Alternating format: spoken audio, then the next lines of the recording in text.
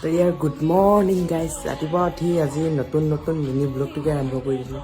নাজানো কি হয় চাই যাওকচোন আজি প্ৰথম ব্লগটোতে আপোনালোকক মোৰ ঘৰটোকে দেখাই দিওঁ ব্লগ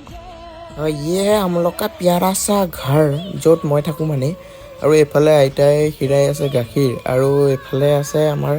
মায়ে কৰা ফুলনি বাগিচা অকণমান আছে আৰু আছে ৰ'ব এইখিনিও আছে এয়া চব মায়ে আৰু ধুনীয়াকৈ কৰি থৈছে